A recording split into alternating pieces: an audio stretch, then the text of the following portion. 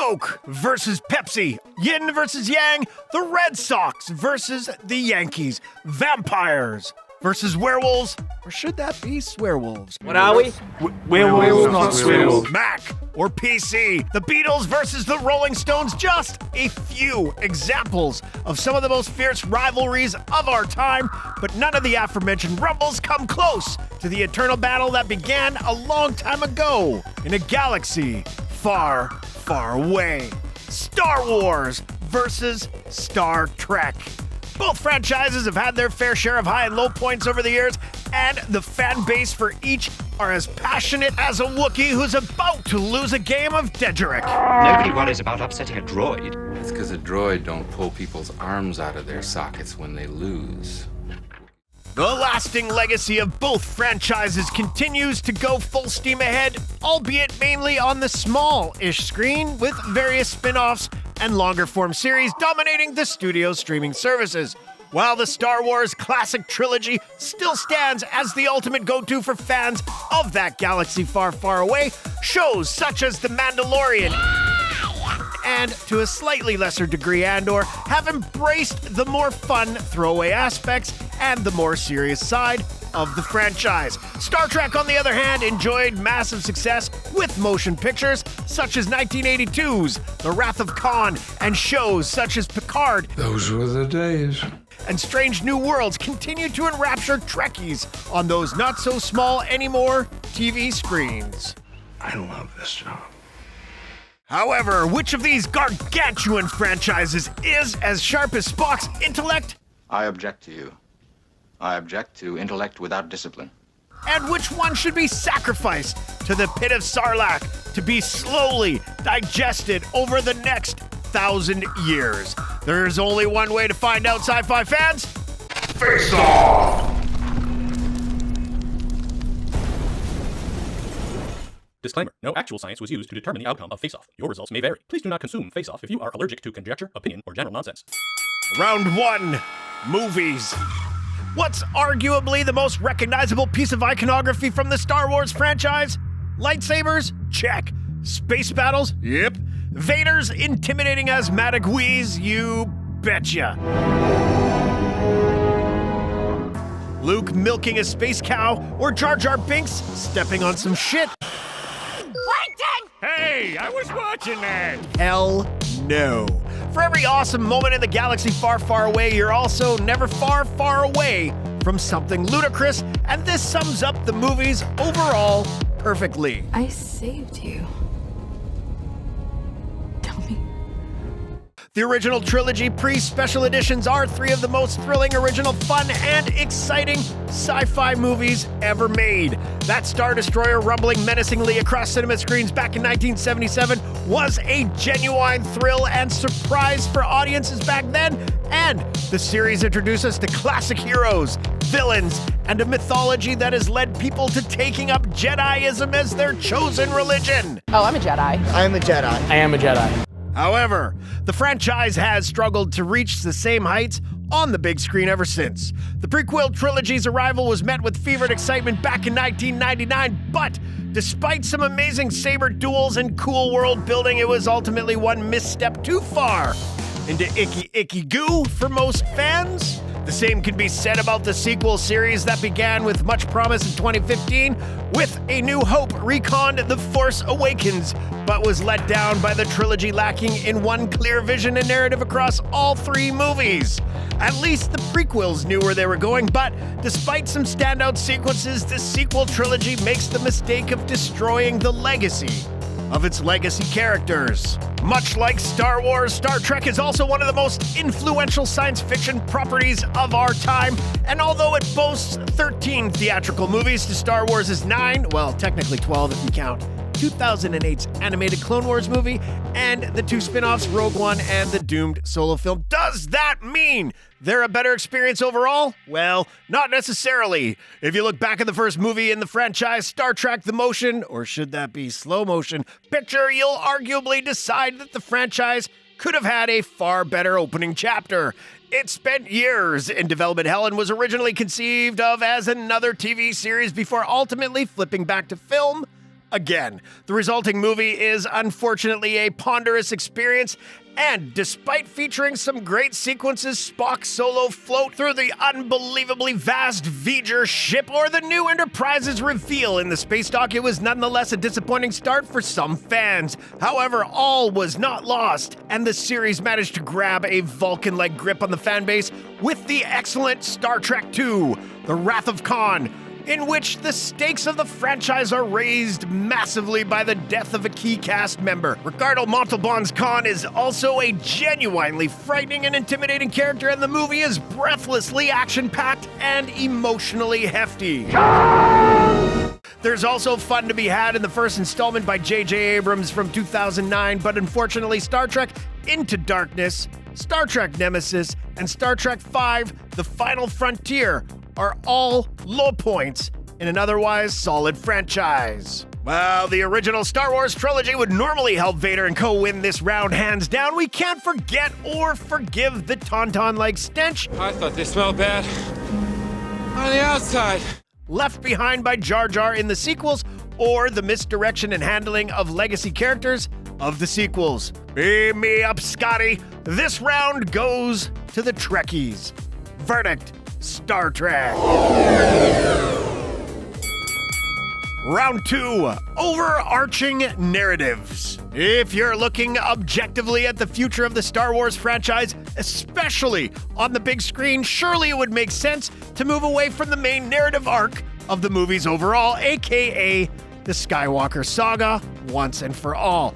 As compelling as that character arc has been, the galaxy is so rich and diverse with endless possibilities that hopefully Disney and Lucasfilm can capitalize on this. Because I feel like Star Wars is very patriarchal. Right. If only there was somebody still around who knows it inside out. Help us, George. You're our only hope, it would seem.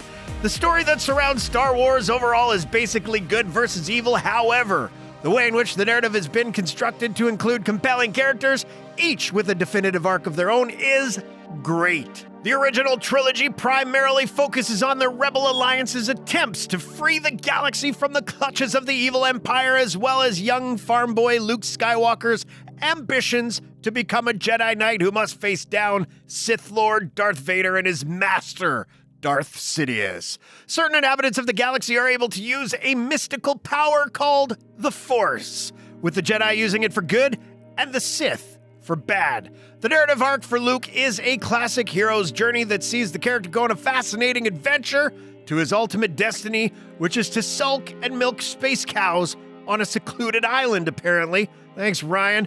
The prequel trilogy, which is now finding more love with fans, has a cohesive narrative overall, and while Darth Vader's origins could have been handled with more aplomb, at least there was a clear vision for the rise of the raspy-voiced Sith Lord. We'd love to say that the sequel trilogy also had a clearly mapped out narrative story arc. However, it seems that cohesive storytelling and constructive collaboration between directors, the creative team, plus the studio was not a priority. While Star Wars brought audiences a classic good versus evil tale, what narrative delights does Star Trek have stashed away in its Alpha Quadrant? Creator Gene Roddenberry originally conceived the TV show about the adventures of humans and aliens who serve in Starfleet, a spaceborne humanitarian peacekeeping armada of the United Federation of Planets. The protagonists have altruistic values and must apply these ideals to increasingly difficult dilemmas throughout the course of the TV series and movies. More specifically, Star Trek focuses on the crew of the starship, the USS Enterprise, and their mission to explore space and boldly go where no man has gone before. To the non-initiated, Star Trek can seem labyrinthine and too dense for new fans to easily delve into, as opposed to Star Wars, more accessible lasers and lightsabers. However, if you look past the cheesy beam-me-up Scotty moments and Vulcan hand signs, That hurts worse than a uniform.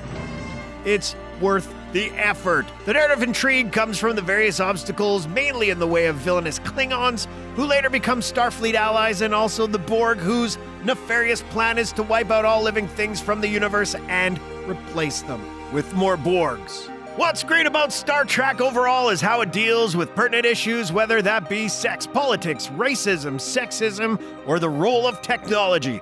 This forward thinking from creator Gene Roddenberry makes Star Trek one of the most important franchises that still exists today. However, in terms of overall narrative, we're going with the one that simply has more of a compelling story arc overall. Verdict: Star Wars.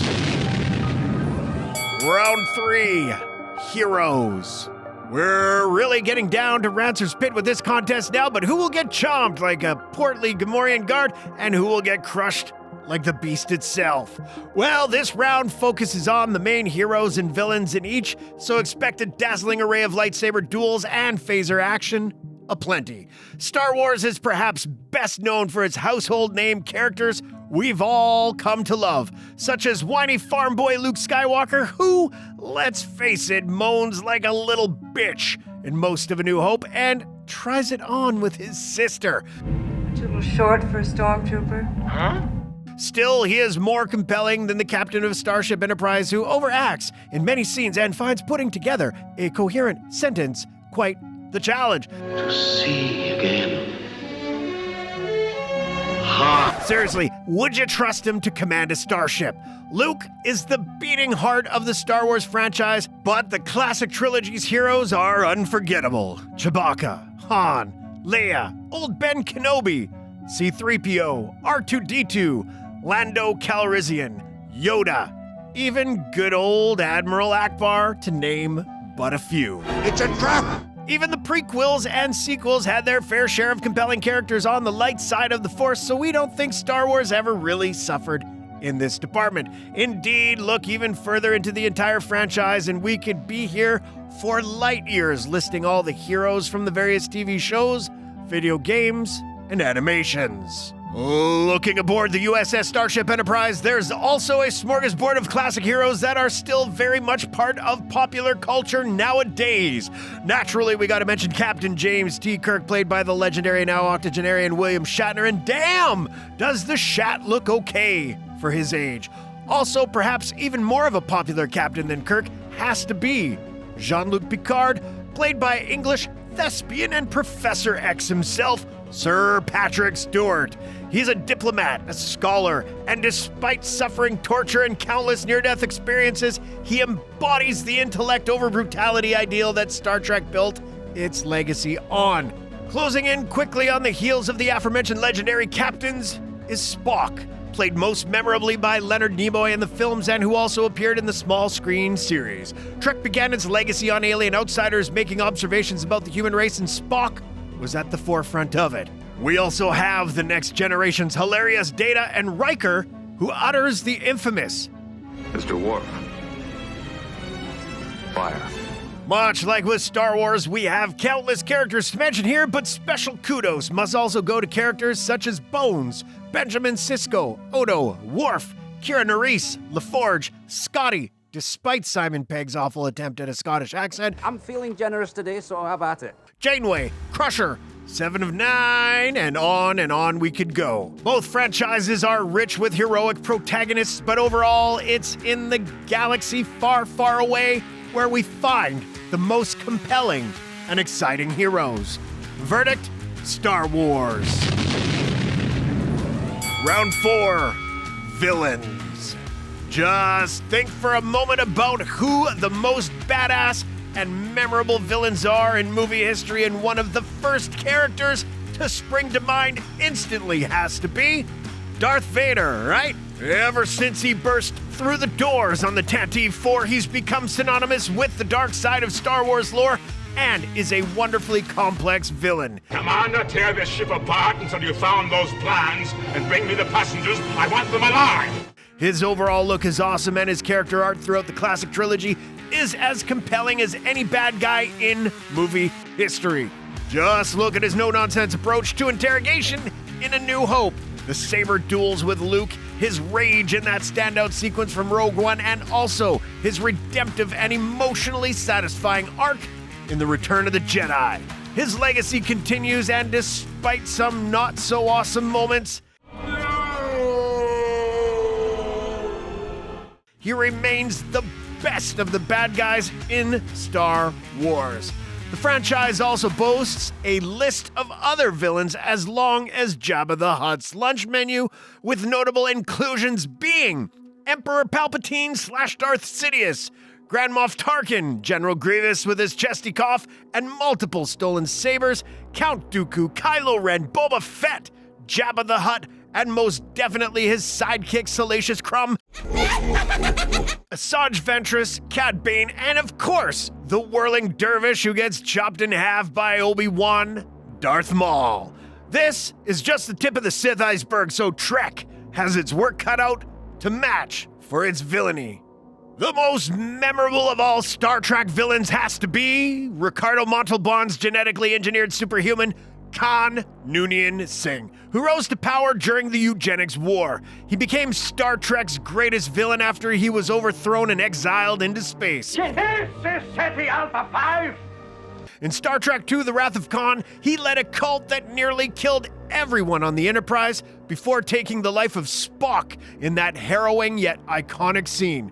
His malevolence also leads to one of the best outbursts of anger in the franchise, and helped to reinvigorate the franchise to what we know and love today. His impact was so big, he was even brought back, albeit less successfully, by Benedict Cumberbatch in the second movie of the reboot trilogy, Star Trek Into Darkness. Just like Star Wars, Trek offers an exhaustive list of bad guys to choose from for this round. However, we have to mention The Borg and their devious plan to wipe out all of humanity and replace them.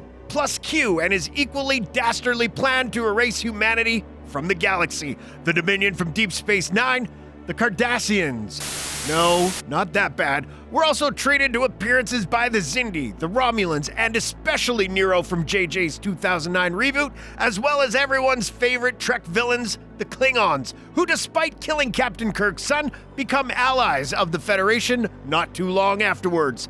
It's a tough one to call, but we can't look past just how a great deal more iconic the majority of the villains from Star Wars are in comparison to those from Star Trek. Therefore, this round goes to the dark side. I am the Father. Verdict: Star Wars. Round 5, world building.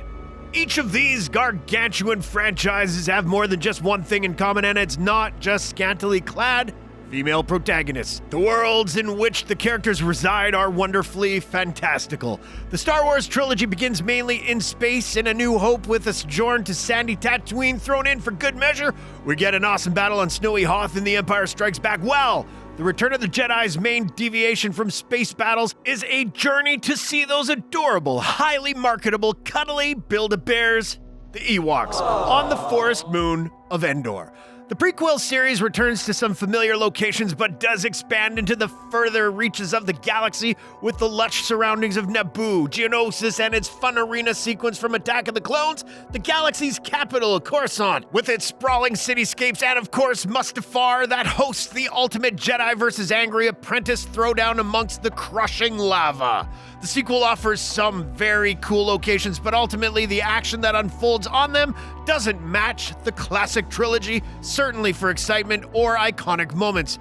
Jakku should maybe have just been Tatooine, while Starkiller Base is just a Death Star ripoff that was already replicated in Return of the Jedi and to a lesser extent in The Phantom Menace. However, Crate from The Last Jedi is visually beautiful, with its red salt terrains being host to a fun battle, including the Millennium Falcon complete with Comedy Porg on board for laughs. Exegol from Rise of the Skywalker could and should have been the already canon Sith homeworld Korriban, and despite being home to a very out-of-character grumpy old Luke Skywalker and his milky space cows, at least Acto is an admittedly gorgeous location. Fried Porg, anyone? While Star Wars' locations may have been perfectly designed to suit the action in the classic trilogy at least, how does the world building in Star Trek stack up in comparison? World building has always been the perfect way to increase the viewer's experience and also make the story feel more real. What works so well in the Trek universe is how there are hundreds of interesting cultures that aren't necessarily tied to just one concept, which leaves massive scope for more interesting storytelling. The main narrative threads in the Star Wars saga are hugely enhanced by the environments they inhabit. However, in the Trek universe, there are tons of races who aren't defined by their relationship to the Federation and exist in their own sovereign way. World building is integral to Star Trek and allows each episode to further flesh out the living universe that the franchise exists within. So, while the numerous lush and lavish planets that exist in the Star Wars universe are undeniably cool, this round goes to the franchise that uses its world building to further enhance the narrative in each installment. Verdict: Star Trek. Round 6, Influences and Mythology. One of the main reasons for the legacy of George Lucas's Star Wars saga is its breadth of influence by mythology, religion, philosophy, and technology. It borrows themes and archetypes from many different sources and timeless stories. Greek and Roman mythology, the legend of King Arthur and his knights, to name just 2 examples. George Lucas decided to base his space opera behemoth on ancient stories that represented the spirit of cautionary mythological tales, and the saga overall has one general concept. There is good, and there is evil, and that evil must be defeated. Along the way, good generally triumphs, and the pursuit of victory imparts worthy lessons, and it's a theme that draws fans to the Star Wars saga to this day. One of the most used plot devices in Lucas's saga is the hero's journey, as we witness Luke going from being a farm boy on Tatooine to a kick-ass Jedi Knight at the end of the classic trilogy, to then become a space cow milker on Ahch-To. The most famous mythology in Star Wars saga is, of course, the Force, a mystical energy that binds everything together in the galaxy and provides for some fist-punching the air moments in the saga. Much like how Star Wars borrowed ideas from a wonderful myriad of sources, Star Trek's influences are not only similar, but they also delve a little deeper into the culture of the time in which the TV shows and movies were made. As Star Trek has evolved, it has taken on many the qualities of a saga, a series of interconnected narratives based on the exploits of mythical heroes who seek their destinies through heroic adventure, so very Star Wars-esque. However, Trek relies a little more heavily on Greek mythology than its saber-wielding foes from another galaxy. The nature of both Kirk's 5-year mission and Picard's continuing mission to search out the outer reaches of the galaxy for new life forms places both the original series and the next generation in the mode of an odyssey, a heroic journey into the unknown made constantly perilous by encounters with fantastical creatures. In comparison, Deep Space Nine, which is set in a fortified space station surrounded by dangerous enemies, is more like Star Trek's Iliad, but Star Trek Voyager, like the wanderings of Homer's Odysseus, is centered on an attempt to return home from an unknown territory. While Star Wars relies heavily on the albeit awesome abilities of the Force to interconnect the inhabitants of the saga, Star Trek just has that little more to say and is more complex than the classic good versus evil mythology.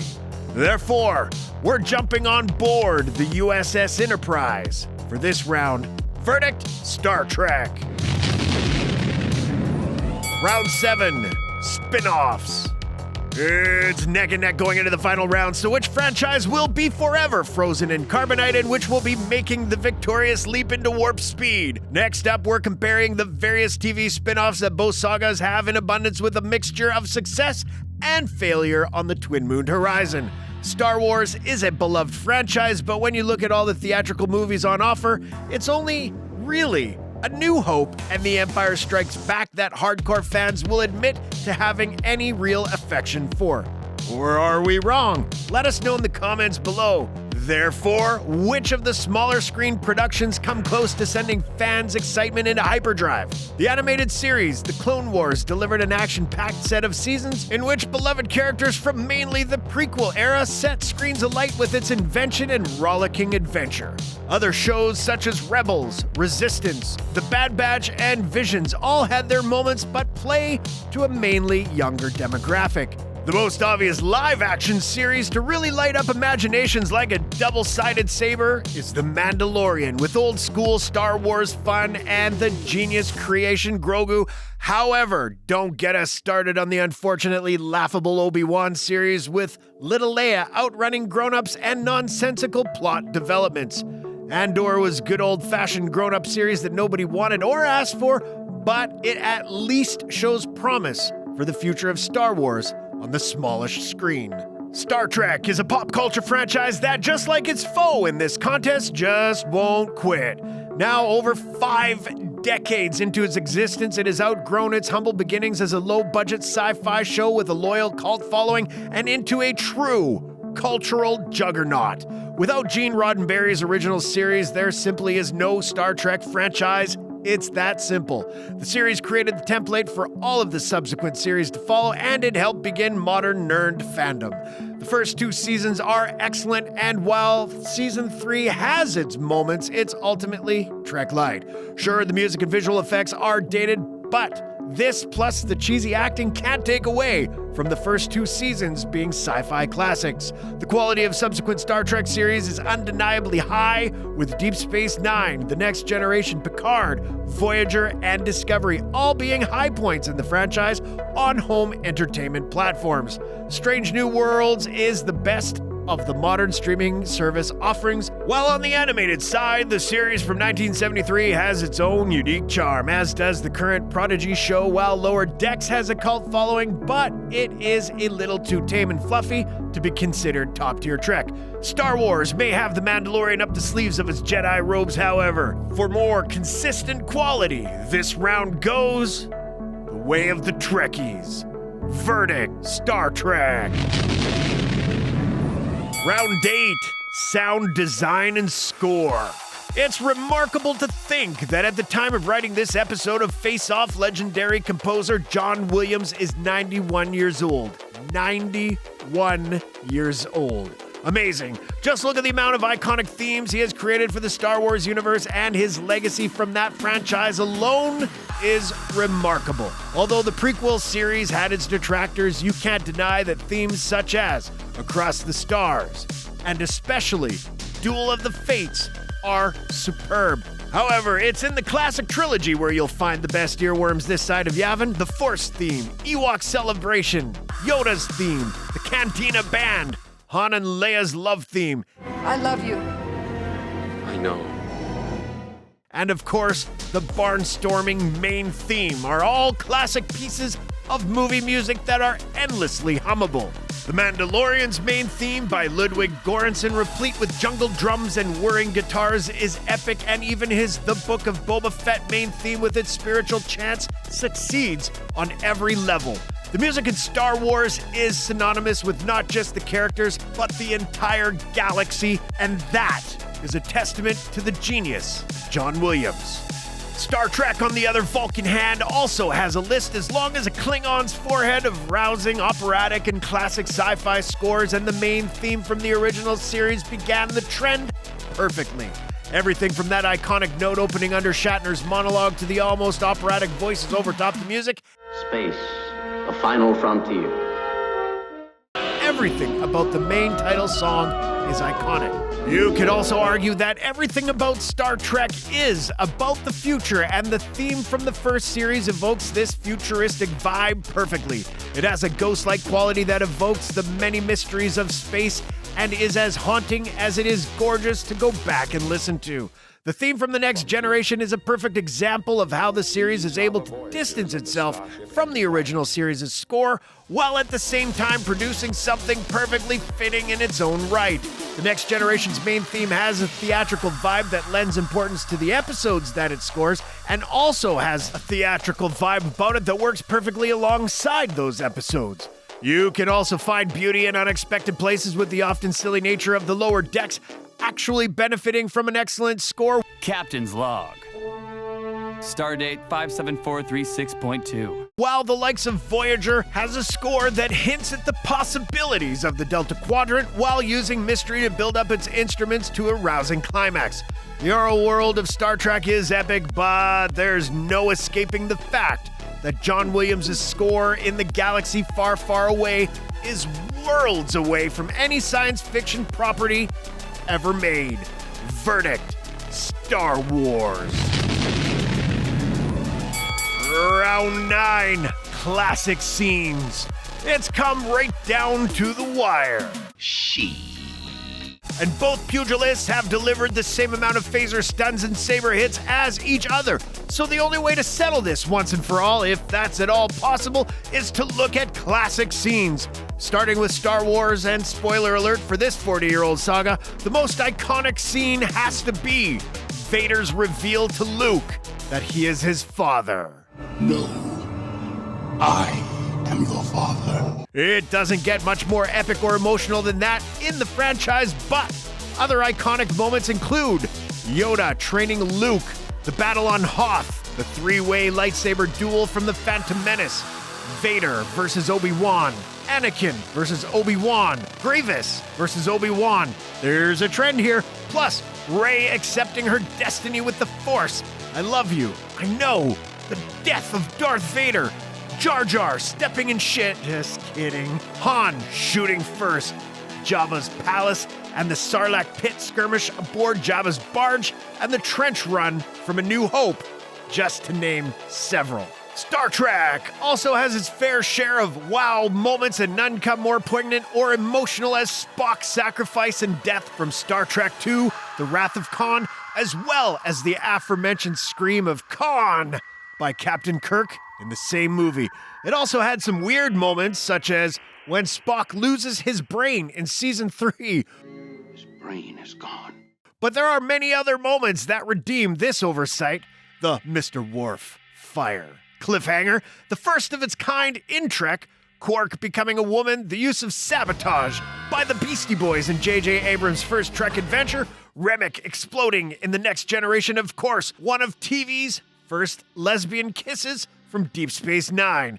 We could go on for days about the endlessly entertaining scenes and moments from not just the movies, but also the various TV shows from both franchises, and this round couldn't have been a closer run contest. Therefore, in the name of fairness to both sagas overall, this round is an even split between Star Wars and Star Trek, meaning it's a draw. So there we have it, good folk of the sci-fi world. Vader took on Captain Kirk, and in the end, they decided to bury the hatchet and live forever in perfect harmony, milking space cows with grumpy old Luke on Octo. So overall, there's no winner, and this contest ends in a tie, fighter. Let us know who you think should have won this contest. And as always, folks, live long and prosper, and may the Force be with you always.